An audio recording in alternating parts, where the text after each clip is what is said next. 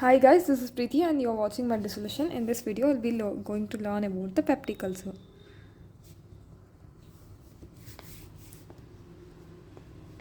Acid peptic diseases are three.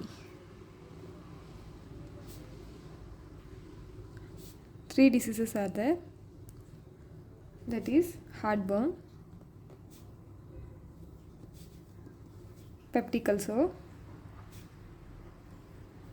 It may be duodenal or gastric ulcer. Then GERD, gastroesophageal reflux disease. This is the stomach. Here there will be parietal cells which will be secreting HCl and pepsin. This is a very acidic, strong acid, that is 1.2 pH.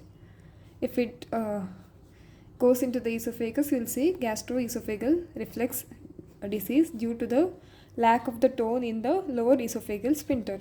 Or if it comes into the duodenum and where there is a imbalance between the protective factors and defensive factors and then these destroying factors, there will be duodenal ulcer or it may be gastric ulcer. Both are included in peptic ulcer.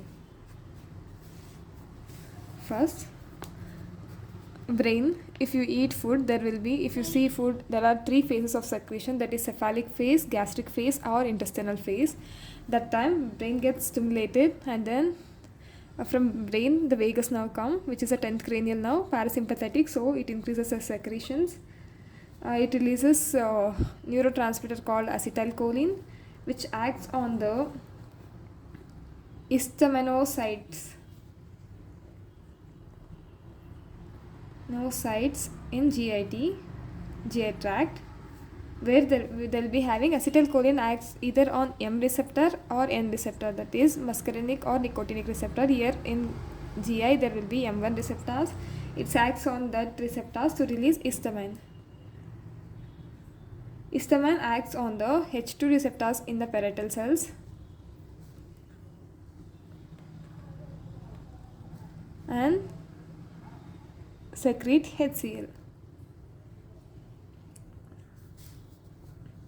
Through the hydrogen potassium ATPase pump, which is a proton pump. In peptic ulcer, there is an increased secretion of HCl, so we need to decrease HCl secretion either by blocking M1 receptor or H2 receptor or proton pump. We can decrease secretion of HCl, that is blocking action of HCl, that is anticholinergic drugs.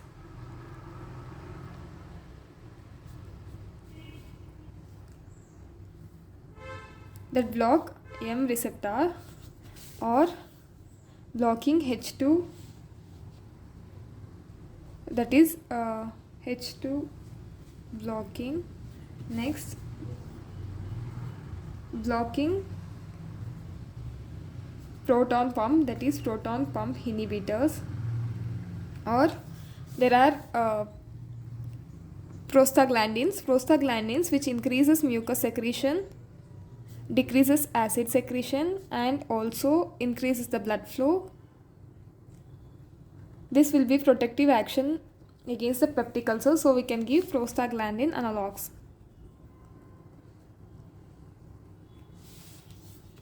For acid suppression.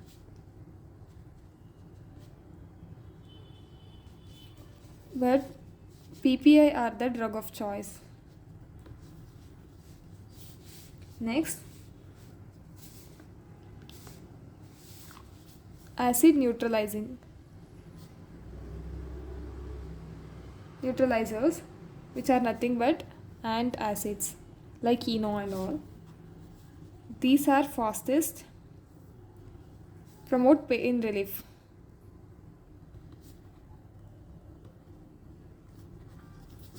Third one, ulcer protective. this is a gastric ulcer. You consider this as a gastric ulcer. It forms a layer on the ulcer and prevent the symptoms of pain. In this there is sucralfate and colloidal bismuth substrate. Then because of H. pylori also there will be ulcers. So H. pylori, which is a bacteria, we give antibiotics.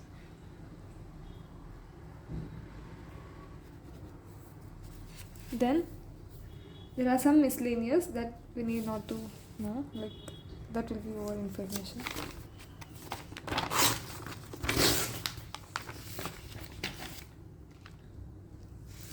Now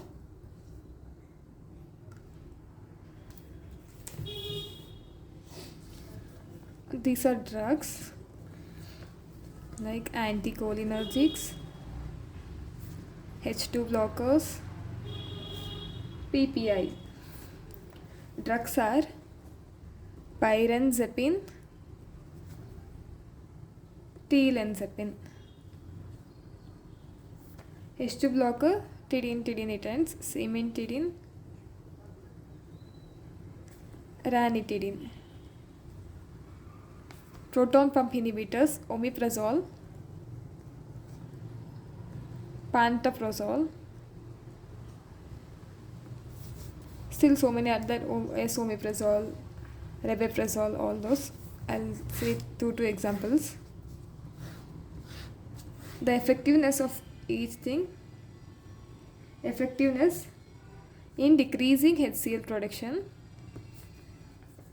Anticholinergics, it's 40 to 60% effective in decreasing HCl. This is 60 to 80%, whereas PPI are 80 to 90%. These are most effective in decreasing HCl secretion. Then meal-induced acid production.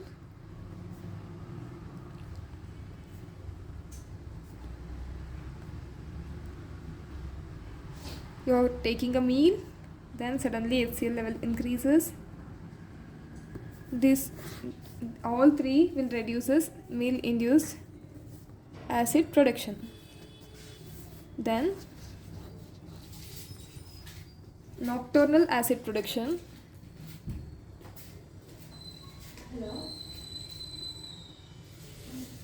There will be basal level production during the night time, that is reduced by proton pump and PPI, whereas anticholinergics cannot reduce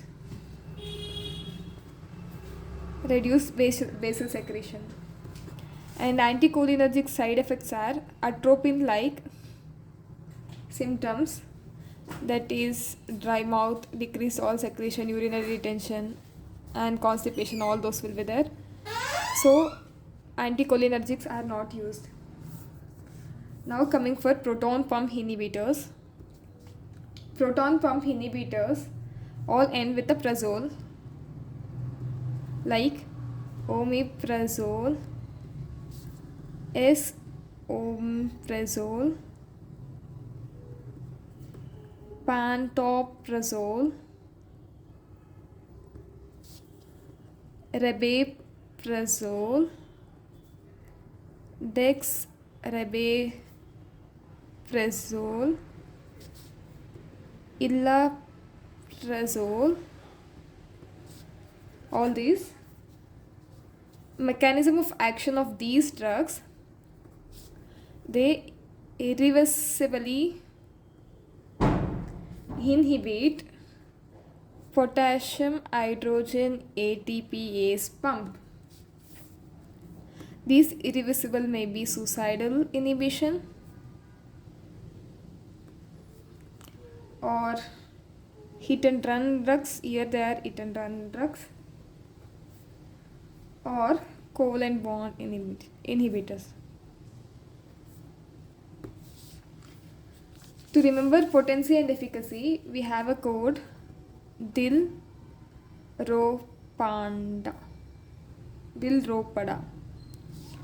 Heart is crying. That is the dexrabeprazole, ilaprazole, L. Lansoprazole. Then R. Rabeprazole. O. Omeprazole. P. Pantoprazole. Potency. This is the most potent. Pantoprazole is least potent.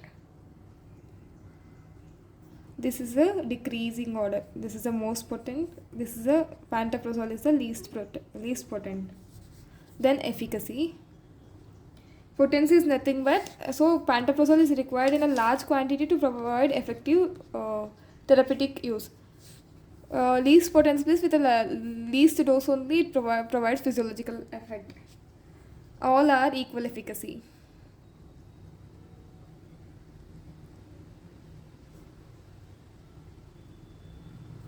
Then we'll go for pharmacokinetics. All PPIs are given orally. Injectable, there are only 3. You can remember as per.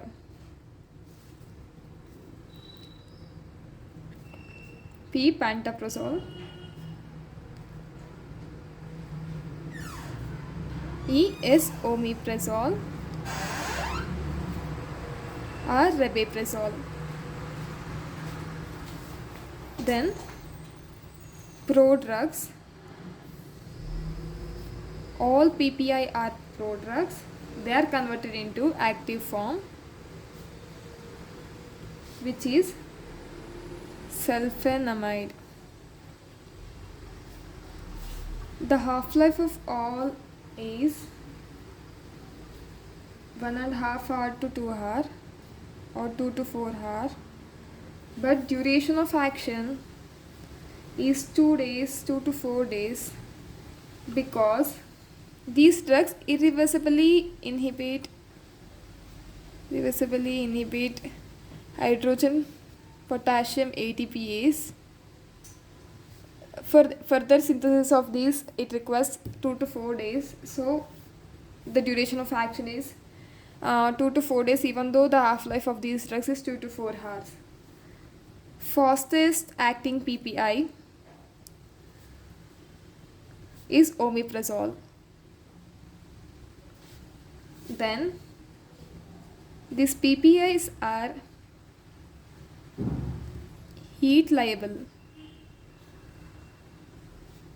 acid liable. That means they get disintegrated in presence of acid. This is the stomach, this is the duodenum, this is a part of small intestine. In the small intestine, absorption takes place. This PPS, as we have taken, it comes, and here there will be acidic environment in the stomach. Here PPS gets absorbed and goes into the circulation, then enters into the parietal cells. Here they shows the action, but they get disintegrated in the stomach itself because of this acidic liable property. So these need to be coated with the enteric coat, which prevents degradation in the acidic environment, so that it can reach the intestine and then get absorbed. So these are enteric coated, which is costly. Whereas H2 blockers, that is all N-cimetidine, cimetidine, ranitidine, all those, they are acid stable, so they are cheaper drugs. The effectiveness of PPI is more than H2 blocker. Still, cost wise, H2 block cheaper than PPI, so we prefer H2 blockers before PPI. Then PPIs need to take in empty stomach, because empty stomach, more number of this proton and hydrogen and potassium ATPase will be exposed. So more effective action. So we suggest the patients to take 30 minutes is half an hour before food.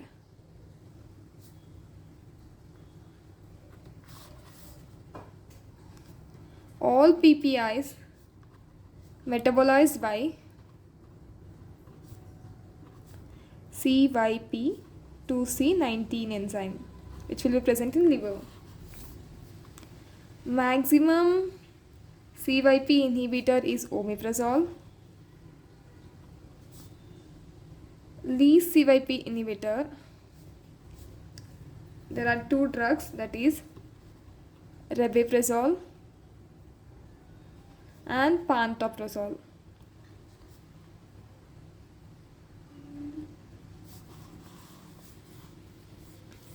But omeprazole is not safe during pregnancy. So in pregnancy,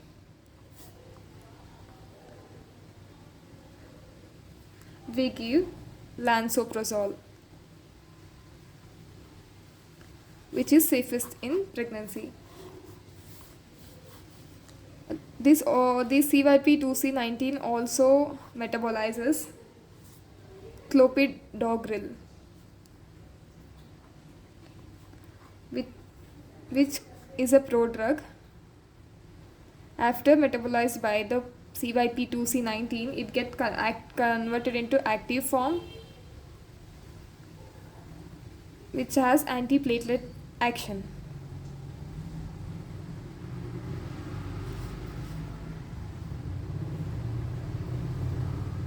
Next,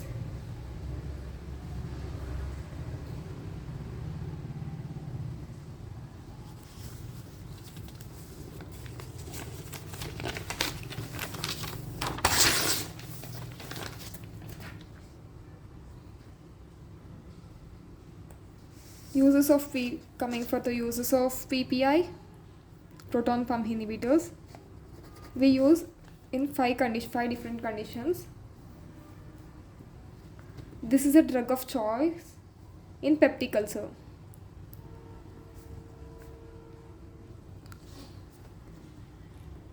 There are different types of peptic ulcer. This is a drug of choice in two cases of peptic ulcer, that is H. pylori induced peptic ulcer, NSAIDs induced peptic ulcer.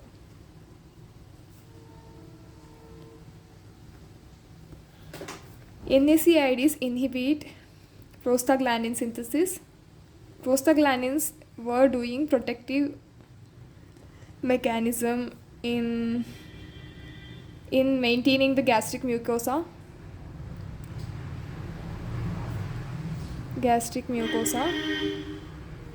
So inhibiting the prostaglandin synthesis, NSAIDs causes peptic ulcer, and H. pylori also causes increased secretion of the gastric juice and causes peptic ulcer.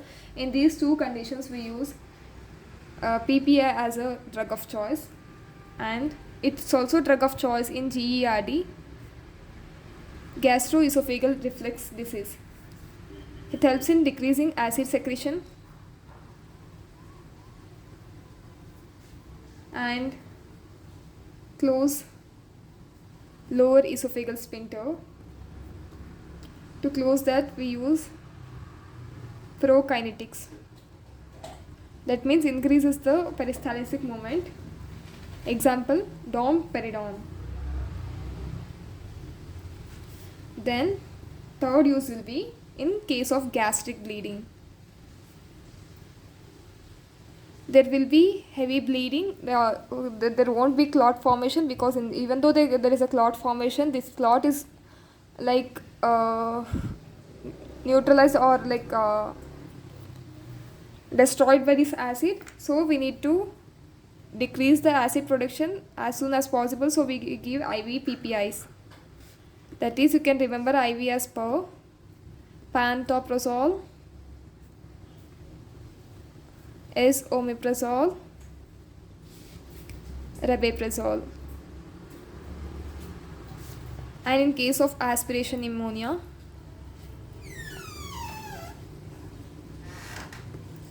because if these acid goes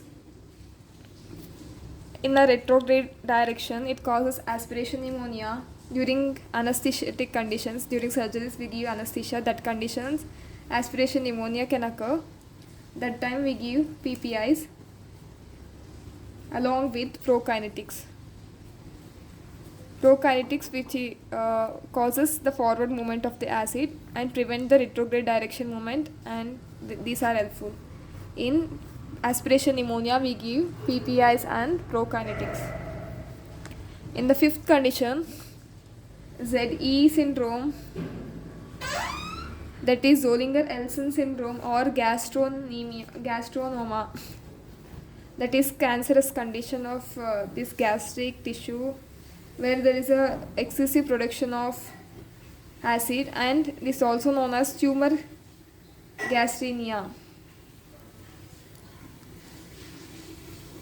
There will be excessive gastrin levels which causes increased production of HCl. So we need to suppress gastrin, and also HCl suppression should be there.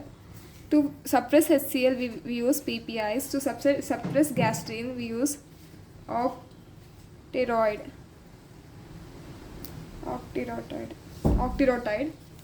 Now coming for the adverse effects of PPI. There will, for chronic use, there will be chronic HCl suppression.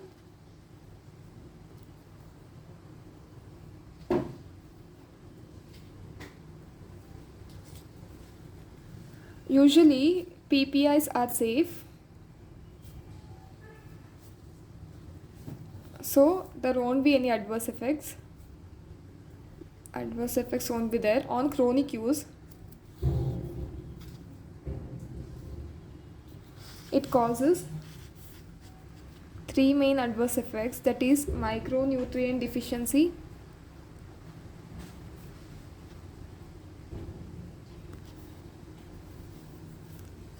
micronutrients which are deficient are two are required for RBC production, that is iron, and for maturation vitamin B12.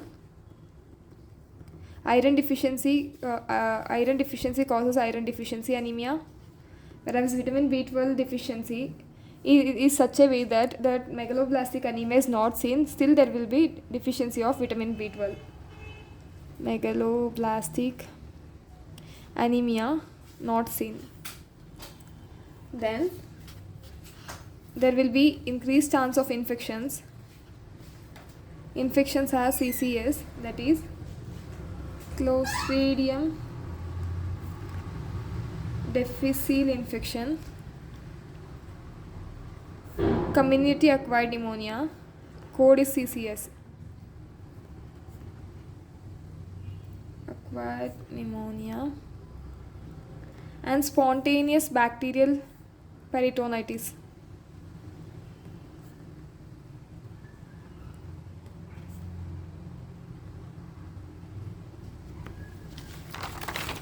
Then coming for the miscellaneous adverse effects.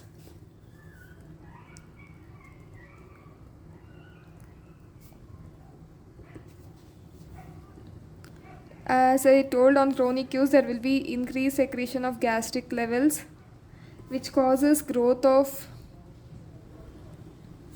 stomach cells, which causes gastric polyps. So there are two other adverse effects are gastric levels will be increased and there will be gastric polyps. The third adverse effect, because of use of omeprazole, which decreases androgen level,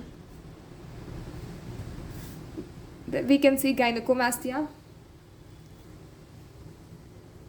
and there will be impotency because of use of this omeprazole.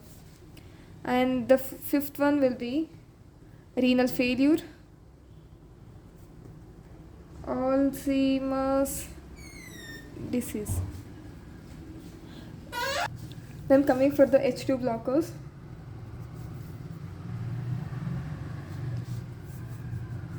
H2 blockers same like PPI,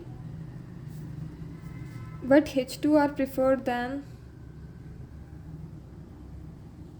PPI because of cost. These are H2 blockers better oral absorption.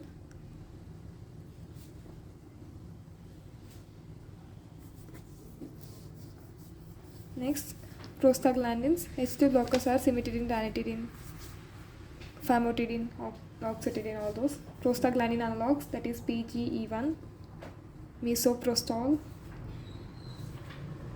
Mechanism of action: decreases HCl, increases bicarbonates, increases mucus level, increases blood flow.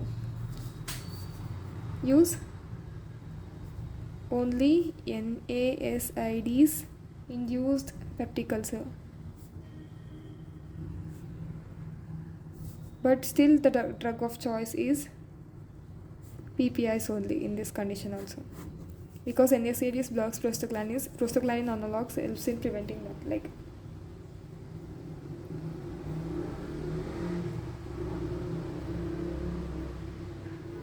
coming for antacids.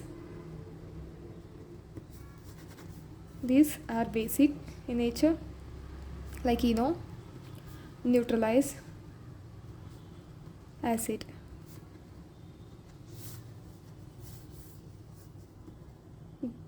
That gives sudden relief of pain. There are systemic and non-systemic. Systemic absorbed into the blood, then they provide action.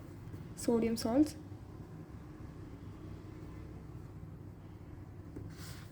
Fastest antacids.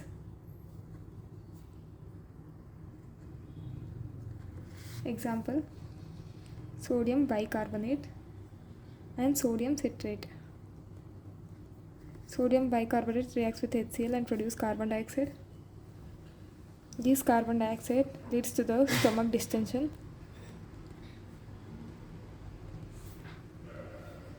And causes perforations. Sodium citrate has advantage, it doesn't produce carbon dioxide, so there won't be these side effects, this stomach distension and perforations. Side effects: causes hypertension because the sodium helps in retaining the water retention. There will be more volume, so hypertension will be there. And heart diseases.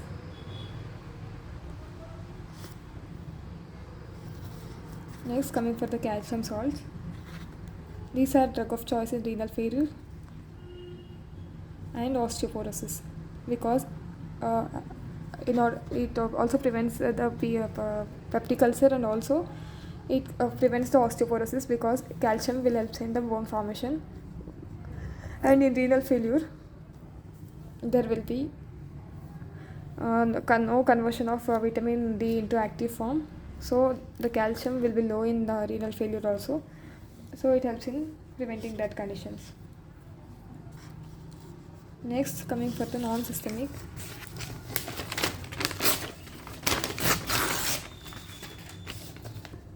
Non-systemic, we have magnesium salts and aluminum salts. Magnesium hydroxide, aluminum hydroxide. Magnesium hydroxide fast acting like Maggi. Magnesium Maggi, you can remember 2 minutes of fast acting, increases GI motility, so causes diarrhea. Whereas this is a slow acting, decreases GI motility, so causes constipation. To avoid the side effects of those two, we'll give in the combination of these two. No side effects can be seen, GI side effects, fast and plus long acting, Each are given a half of dose. So side effects are decreased. Brands are Digini, Glucil. These are the brands of antacids. Now coming for the H. pylori. For H. pylori we give antibiotics.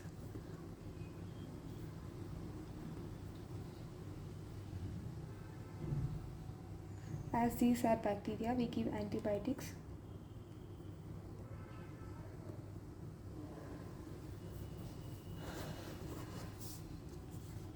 For these, the side effects are aluminum causes osteoporosis.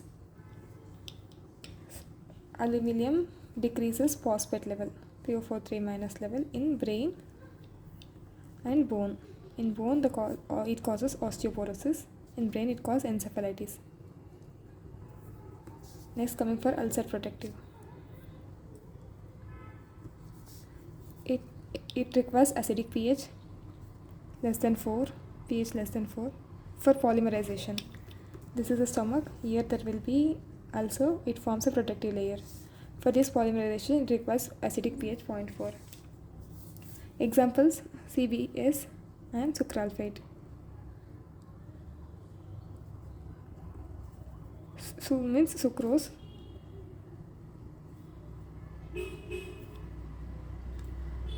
Al means aluminium.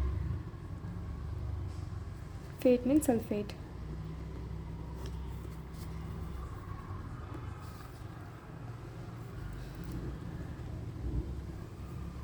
In case of antacid, it neutralizes the pH. It increases the pH more than 4, so we have to give 30 minutes after antacids. If we are taking food, 60 minutes after food we have to give, because food also increases the pH more than 4. And in case of phenytoin and ranitidine,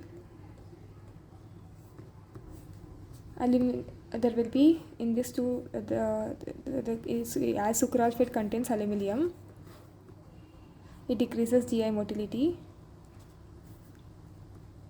So this toxicity, it increases the time for the absorption of phenytoin and ranitidine, and it causes toxicity of phenytoin and ranitidine.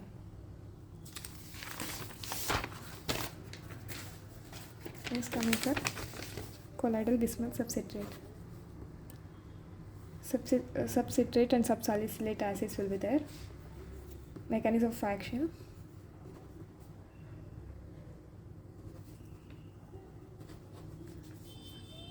it increases prostaglandin synthesis. Pylori, it eradicates pylori by bismuth acts on this like hook. This thing, it makes the release of this bismuth and kills bacteria. Protective against ulcer.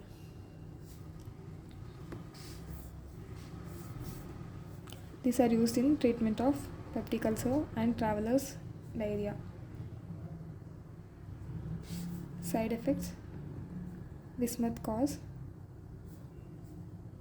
black face and tongue.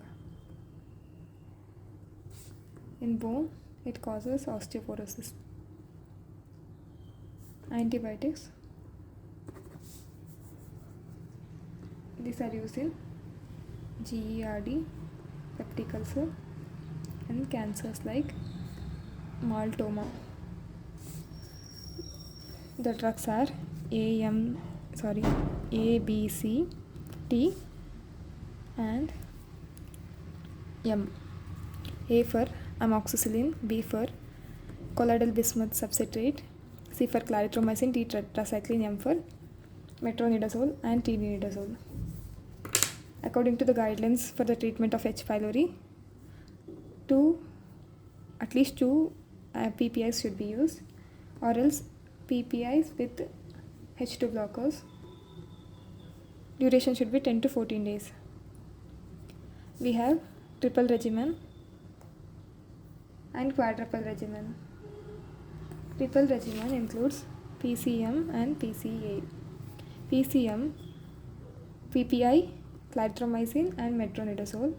PPI, clarithromycin or amoxicillin, or quadruple regiver PBMT, this is PPI, bismuth salts, or metronidazole and tetracycline. All these are given for 14 days. Nowadays, clarithromycin is developing resistance against the H. pylori. This is all for about the peptic ulcer. If you find this video helpful, please do like, share and subscribe to my channel, and if you have any suggestions, let me know in the comment section. Thank you.